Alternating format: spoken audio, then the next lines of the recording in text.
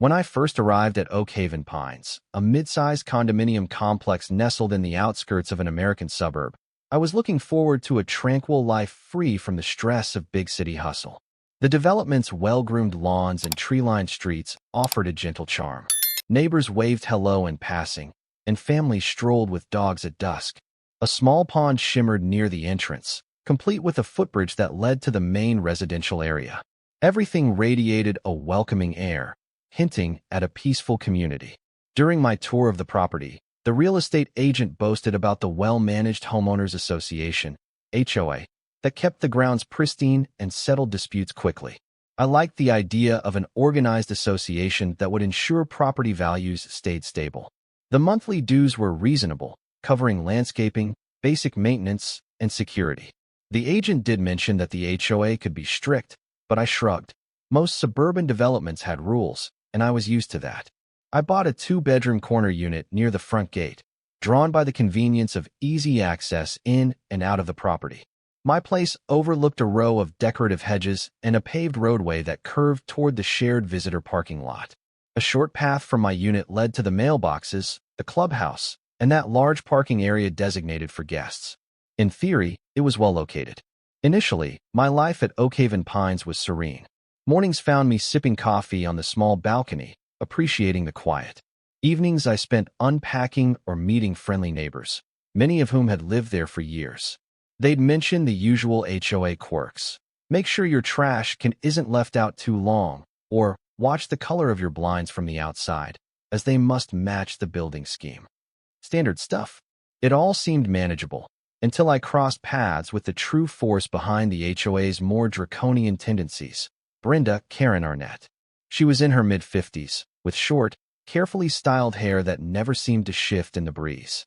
She often wore conservative pastels or impeccable suits, striding around with a clipboard in hand like an official inspector. Neighbors whispered that she'd single-handedly mandated a ban on lawn gnomes, eyesores, she called them, barked about overly large mailbox decals, and once threatened to fine someone for too many bird feeders. She was infamous for her unwavering devotion to order and revenue solutions. In her words, for the HOA. But it wasn't until Karen launched a personal crusade, attempting to charge fees for every visiting car that entered the property, that her meddling would truly upend life at Oak Haven Pines. And ironically, it would be her obsession with collecting money that led me to orchestrate a scheme involving deliveries, sign-in forms, and endless exasperation for Karen herself. Around 2 months after I settled in, a crisp white memo appeared in everyone's mailboxes, bearing the HOA letterhead and signed by Karen, Head of Community Oversight and Finance. The subject line read, New Parking Fee Initiative for Visitor Lots. The text explained, Dear residents, effective next month, the Oak Haven Pines HOA will implement a visitor parking fee for all non-resident vehicles that utilize our guest parking lot. This measure ensures that maintenance costs are fairly distributed to those who bring in extra traffic. Each visitor vehicle must register upon entry and pay a daily fee of $5, or risk being towed. This system will fund future security upgrades and maintain our parking facilities. Thank you for your cooperation. Sincerely, Brenda Karen Arnett. Oak Haven Pines HOA. I blinked in disbelief. A $5 per day charge for friends, family, deliveries, or service vans to park in the designated guest area. That was unheard of. Typically, visitor parking was free or minimally regulated. The letter mentioned maintenance costs, but the entire lot was just asphalt with standard lines, hardly a big expense. Immediately, neighbors took to our informal online forum to vent. Many had elderly parents who visited frequently, or children returning from college. Others worried about routine deliveries, repair technicians, or even short visits from friends. Do we have to pay $5 for every quick stop? Some claimed it would hamper normal social life, or push visitors to park on the public street beyond the gates, less safe for them. Suspicions abounded that Karen was behind it, seeking to turn the visitor lot into her personal revenue stream. Several residents recalled her mentioning that we need more creative solutions to offset HOA fees, and presumably this was her big idea. But the rest of the board? They might have been cajoled or overshadowed by her forceful personality. Possibly they believed this scheme would help finances. Meanwhile, the community was outraged. The next monthly board meeting was scheduled for a few weeks away, and we braced for a showdown. But Karen, anticipating protest, had written that the policy was already approved, set to begin soon. I, for one, found the entire notion absurd. One of the reasons to live in a suburban condo was the convenience for guests to park easily. The new fee was bound to sour the atmosphere. I decided to check if the policy extended to quick deliveries, like pizza drop-offs or Amazon vans. The letter read, all non-resident vehicles, so presumably yes, the same rules applied. This spelled potential chaos, as deliveries might not pay or even know about the fee, leading to friction, tows, or confusion. The more I thought about it, the more I realized the policy was both unenforceable and also a major nuisance. Yet Karen's signature gave it official weight. We needed a strategy to push back. Days passed, and Karen posted a follow-up notice on the community bulletin board clarifying or doubling down on her new measure.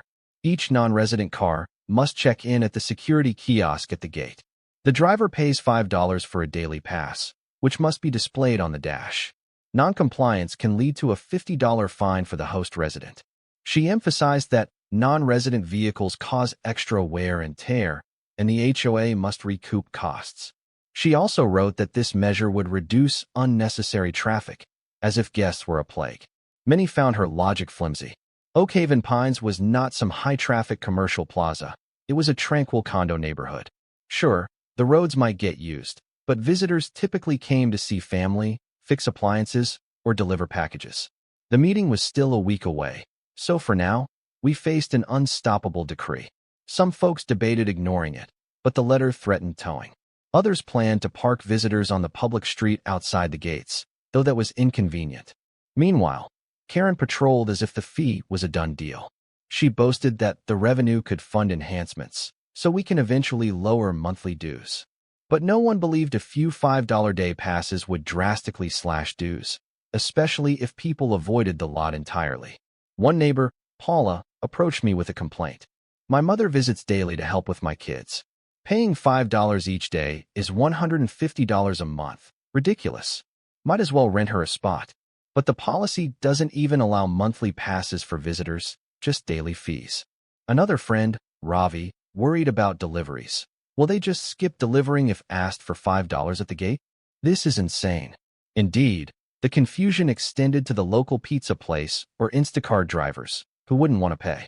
The frustration soared, but Karen seemed oblivious or uncaring, fixated on her new revenue scheme. That's when I hatched an idea. If Karen wanted to impose a fee for every single visitor vehicle, let's see how she handles the surge of sign-ins and admin overhead, particularly for short, frequent visits like deliveries. If enough folks forced the process, maybe the system would collapse or become so cumbersome that the board would reconsider. Of course, that meant some collaboration with neighbors, plus a willingness from me to coordinate deliveries to exploit the policy's own inefficiency.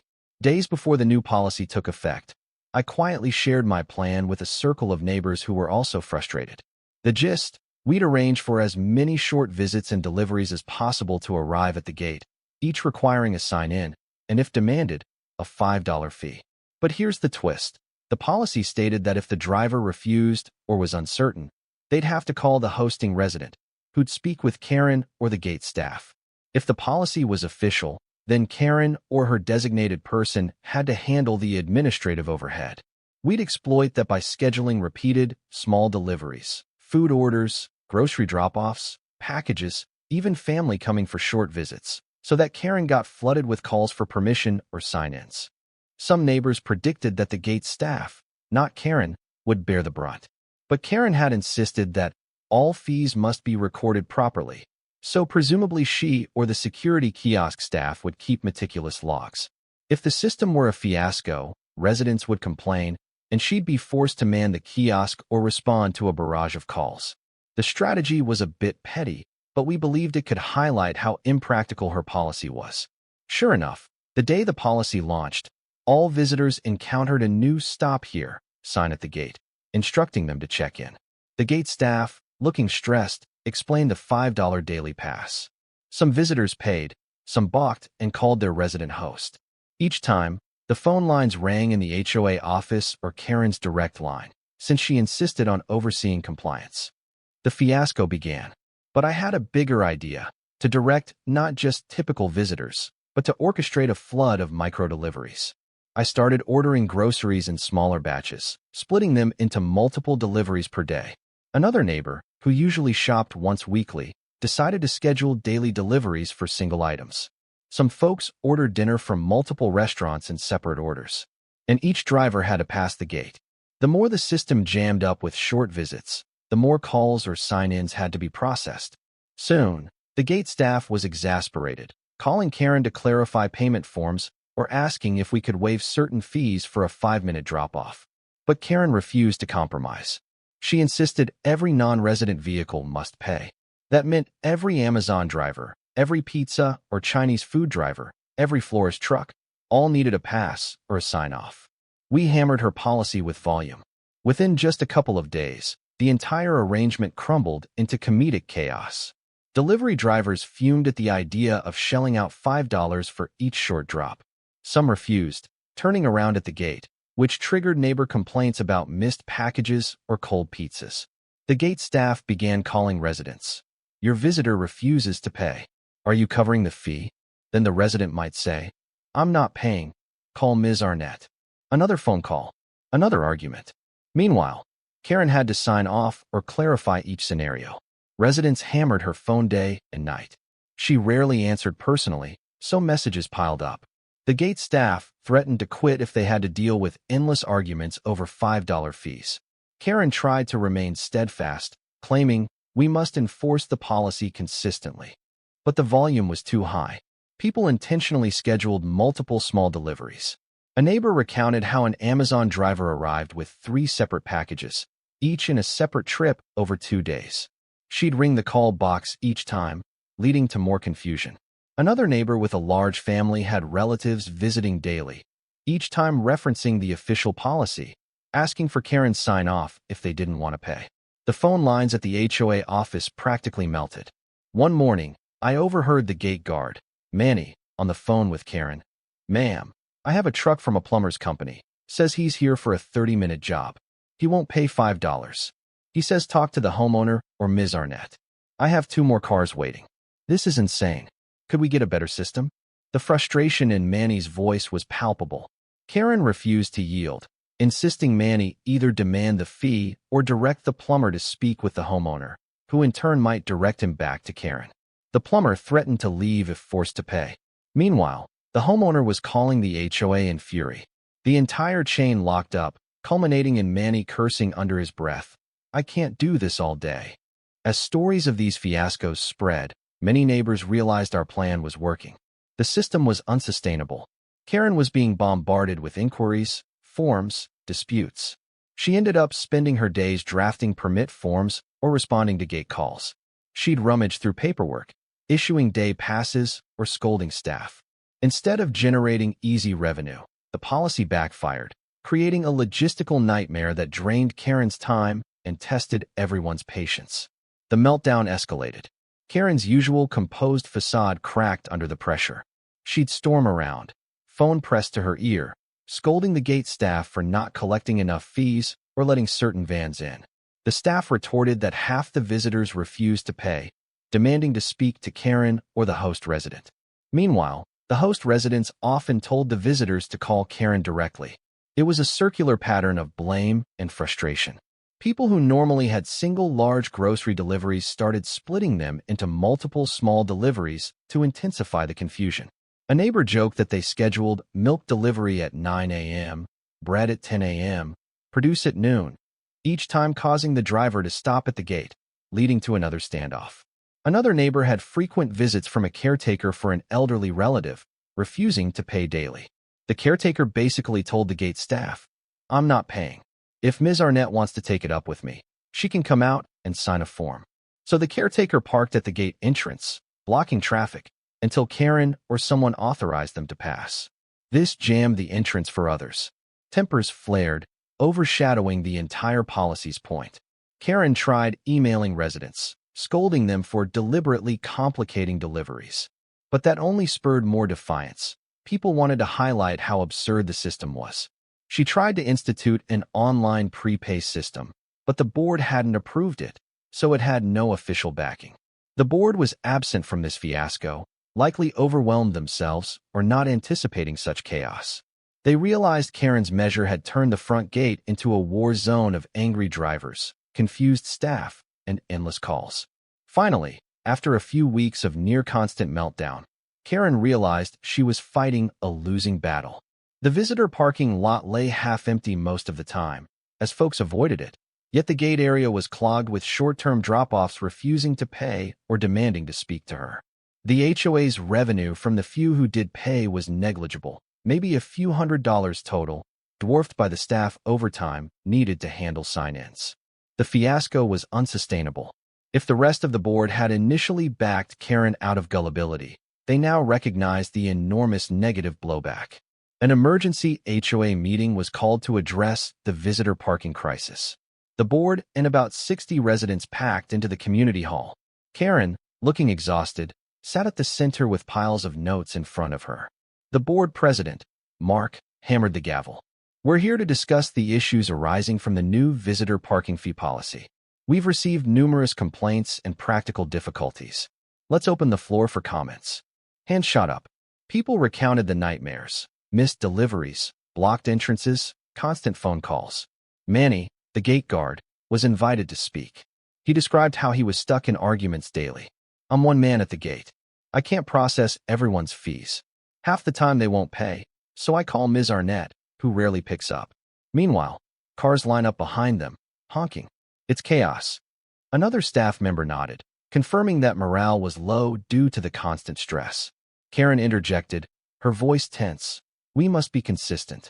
The reason we have these fees is to recoup road usage costs. If gate staff are uncooperative, that's a separate matter." The crowd murmured in frustration, sensing she was deflecting blame. Residents then hammered her with examples: an elderly caretaker forced to wait 20 minutes at the gate, a plumber who left mid-visit because of the fiasco, routine deliveries refusing to pay, leading to missed packages. One father of 3 complained, "My children's tutor was turned away because she didn't have $5 in cash. This is insane." Another woman said, "My sister visits daily to help with my newborn. Am I expected to shell out $5 each time?" Finally, a neighbor revealed, "I see many cars skipping the lot entirely, parking outside on the street. That's less safe, plus it clogs roadside spaces for passersby. This policy is counterproductive." The crowd agreed. Then Manny dropped a bombshell. "We've collected only about $300 in fees total, but spent triple that in staff overtime. This policy doesn't even make money. It's a net loss." Karen's face reddened. She insisted the policy needed more time to work, but the board members were unimpressed. The president, Mark, said, "We can't keep this going. It's causing too much disruption, harming daily life. The financial benefit is negligible." The staff stressed beyond measure. Another board member said, "Perhaps we should consider immediate repeal or at least suspend the fees." A wave of applause and cheers from the audience signaled overwhelming support for scrapping it. Karen tried to salvage her plan, but we must remain consistent with the original decree. The road usage is real. We can't just let people park for free. The crowd groaned. Another neighbor retorted, "It's been free for years with no issue, and our dues covered normal upkeep. This was never a problem until you forced it." Mark then moved for a board vote.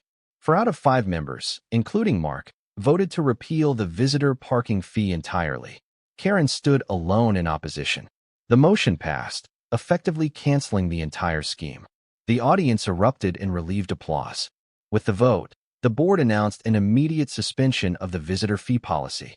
The gate staff was instructed to let non-resident vehicles in without charge. The fiasco ended overnight. Deliveries resumed normally. Visitors came and went without confrontation, and the gate no longer jammed with arguments. Manny breathed a sigh of relief, and neighbors cheered the restoration of normalcy. Meanwhile, Karen's attempt to create a personal revenue stream lay in shambles. Rumors circulated about the wasted money on printing forms, the stress to staff, and the embarrassment Karen faced. Some suggested she apologize publicly, but she never did. Instead, she kept a low profile for a while, presumably licking her wounds. The board eventually declared that no further major fees would be imposed without a membership vote. For me, the best part was seeing how a bit of cunning forced Karen to taste her own medicine. By orchestrating a barrage of short deliveries and repeated sign-ins, we'd illustrated how unrealistic her policy was. She might have hoped to quietly collect $5 from occasional visitors, racking up easy funds, but the onslaught of daily tasks left her drowning in paperwork and phone calls. In the end, she had to watch her precious plan collapse. In the weeks following the policy's repeal, Oakhaven Pines returned to its usual peaceful state. The visitor parking lot reopened for free use. People's friends, relatives, and service providers no longer worried about being ambushed for $5.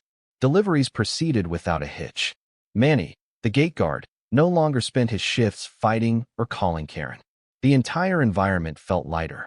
Some residents discovered how pivotal the community could be when we collectively opposed a nonsensical rule. We realized that though Karen had a seat on the board, she wasn't unstoppable. If her measures were too draconian, we could rally against them. The fiasco with the fees became a cautionary tale, reminding everyone to scrutinize any new revenue solution Karen might propose. She tried to keep a stiff upper lip, but even those who once admired her strictness now saw the meltdown as evidence she lacked practical judgment. Meanwhile, the board attempted to calm tensions. Mark apologized for not vetting the parking fee plan more thoroughly. He promised that, going forward, any major changes in fees or usage of common areas would be subject to thorough discussion. The building manager, Rochelle, quietly admitted that she found the entire fiasco exhausting. She was thankful it ended quickly. As for me, I felt relieved and somewhat proud that our orchestrated delivery protest had played a role. Many neighbors thanked me for the idea. They recounted how it only took a few days of multiple deliveries or short visits to highlight the policy's flaws. Perhaps it was petty, but it served as an effective demonstration of how unworkable the system was. Our unity forced Karen to confront the consequences of her own misguided plan. In the months after, Karen remained on the board but lost much of her clout. Board members no longer gave her free rein to push new rules unilaterally. She proposed small changes, like limiting trash bin hours or mandating a certain color for porch lights. But these were either moderated or voted down if they seemed too extreme. The meltdown over the parking fees had tarnished her credibility. People teased her behind her back, calling her parking police or gate fee Karen. Despite that, she kept a watchful presence, still strolling the community with her clipboard. But she rarely found success in passing new regulations. Whenever she threatened to enforce something, neighbors asked if it was official or just her idea. They demanded a board vote. Karen, forced to follow more democratic processes, learned that running the HOA wasn't about imposing personal whims, but balancing everyone's interests. Interestingly, the fiasco also sparked some new connections among neighbors. Those who had participated in the delivery blitz or who had visited the gate to protest realized the power of standing together. A few formed a small residents' committee to monitor the board's actions, attend meetings, and ensure transparency. A sense of community activism blossomed, ironically thanks to Karen's attempt to turn visitor parking into a personal piggy bank. Once the fee was gone, many expected the HOA finances to remain stable. Indeed, the official treasurer confirmed that visitor traffic never truly inflated maintenance costs that significantly. The entire premise behind Karen's scheme was questionable.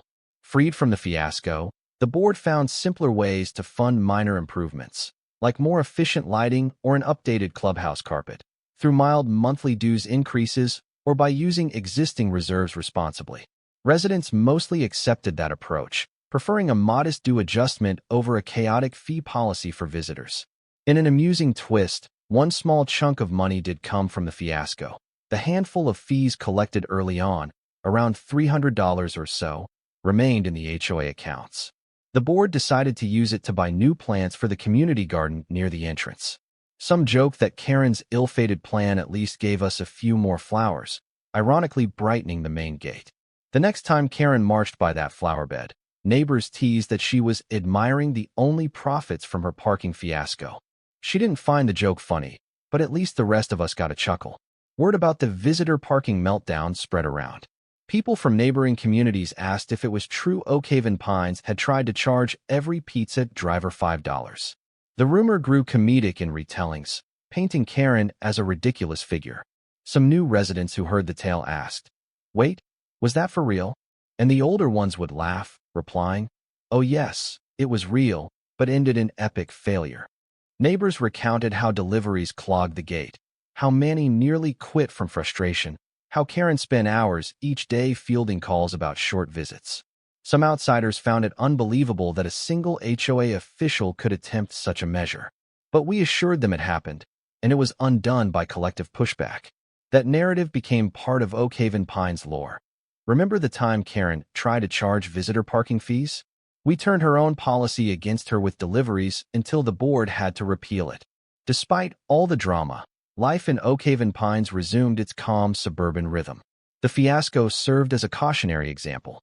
Whenever Karen or any official proposed new rules, folks demanded advanced notice, open discussion, and a membership vote. Gone were the days of unilateral declarations.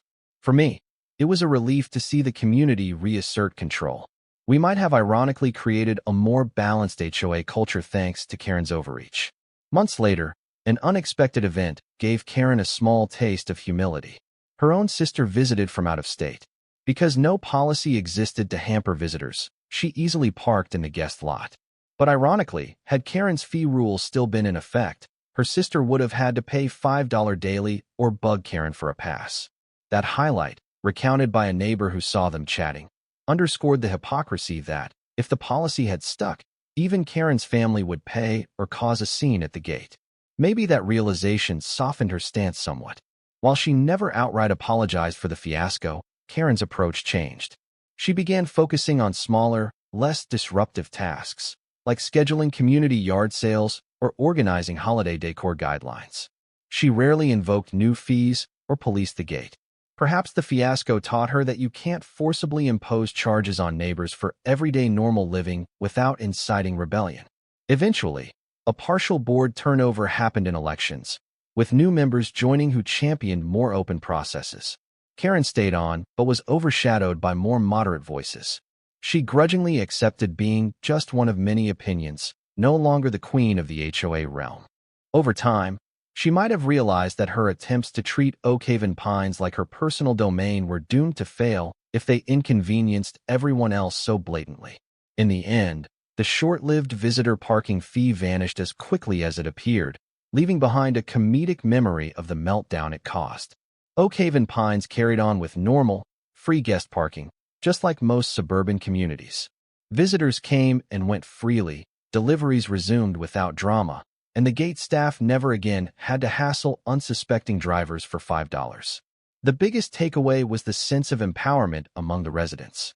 By collectively orchestrating frequent deliveries, short visits, and sign-in demands, we forced Karen to see how impractical her system was. We turned her own rules bureaucracy against her, bombarding her with forms, calls, and sign-offs until she caved. The fiasco was a testament to the fact that even in a seemingly hierarchical HOA, the membership could unify to quash an unfair measure. I personally felt satisfied. My sly approach, deliberately scheduling multiple micro-deliveries and encouraging neighbors to do likewise, showed that we didn't have to passively accept every money-grabbing or petty rule. Our combined actions hammered the policy from day one, guaranteeing it wouldn't last. Karen's dreams of using the visitor lot as a personal moneymaker crumbled under the weight of her own oppressive system. No matter how controlling she tried to be, the communal will prevailed. Now, strolling through Oak Haven Pines, seeing cars of visitors parked calmly, I occasionally recall the fiasco with a grin. Who would guess such drama emerged from a simple plan to charge $5 for guest spots? But that's the nature of an overzealous Karen. They can create big chaos from minor details. Thankfully, the story ended well. No more fee, no more meltdown, and a new sense of vigilance among neighbors to ensure that, if Karen tries anything similar, we stand ready to defend our everyday freedoms. And that's how a misguided attempt to charge visitor parking fees ended in its own demise, through the constant calls and sign-ins that wore Karen down, culminating in the HOA board's repeal of her plan. Freed from that foolish rule, Oak Haven Pines returned to the relaxed, Suburban oasis it was meant to be, happily hosting visitors without nickel-and-diming them at every turn.